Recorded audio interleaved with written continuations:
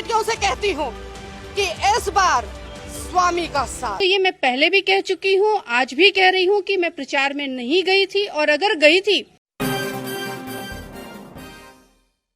नमस्कार, इन खबर में आपका स्वागत है। सत्ता में वापसी के साथ ही योगी सरकार एक्शन में है। दिल्ली में मंत्रिमंडल गठन को लेकर के कवायद चल रही है। दूसरी तरफ लखनऊ में स्वामी प्रसाद मौर्य समेत तमाम बागी मंत्रियों के मकान खाली कराए जा रहे हैं। इस बीच आपने एक सीन देखा होगा जिसमें उनकी बेटी संघमित्रा मौर्य, जो कि बदायूं से सांसद है, जब पिता पे हमला हुआ था तो किस तरह से बीजेपी में रहते हुए ही बीजेपी पर बरस गई थी। गए हैं, जरा ये देख लीजिए तब उन्होंने क्या कहा था। आज मैं खुलेआम यहाँ पर आकर के कहती हूँ कि फाजिल नगर की जनता 3 मार्च को ऐसे हुड़दंगियों को सबक सिखाएगी और स्वामी प्रसाद मौर्य जी को भारी मतों से विजयी बना करके उनकी दबंगई को उनके घर में बंद करवाएगी। और इतना ही नहीं,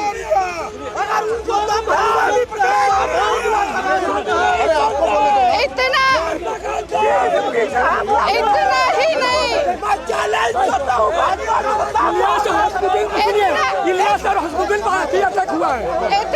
नहीं, इतना ही नहीं, जब मुझे कुशीनगर में पता चला कि पिताजी पर हमला हुआ और मैं आ रही थी तो पीछे बाजार में हमें भी घेरा गया, और जब वहां पर पुलिस पहुंची है तो 5 गाड़ियों की फोर्स हमें लेकर वहां से बचा के आई है। वहां पे भारतीय जनता पार्टी के कार्यकर्ताओं ने एक महिला को भी घेरा, उस महिला को जो खुद भारतीय जनता पार्टी की सांसद है। इसलिए मैं फाजिल नगर की बहनों बेटियों से कहती हूँ कि इस बार स्वामी का देखा साफ साफ जो है पिता पे कथित हमले को लेकर के दिख रहा है कि कैसे वो बीजेपी पे गुस्सा है। हमला किसने किया, कैसे किया, ये तो जांच में पता चलेगा, लेकिन उन्हें लग रहा है कि उन्हीं की पार्टी के लोगों ने हमला किया, लिहाजा आग बबूला है। और जैसे ही रिजल्ट आया उसके बाद देखिए कैसे उनके सुर बदले। ये परिणाम हमें देखने को मिला।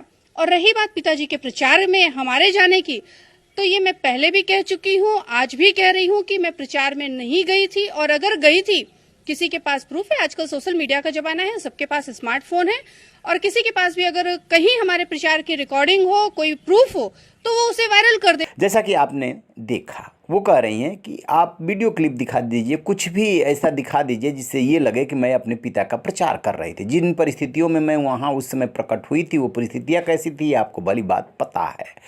तो कहते हैं ना कि जीत के आगे आगे और हार के पीछे पीछे।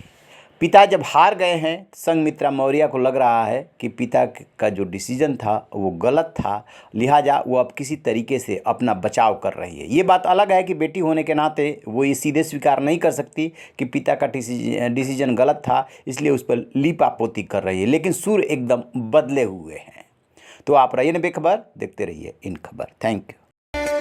इन खबर चैनल को सब्सक्राइब करें।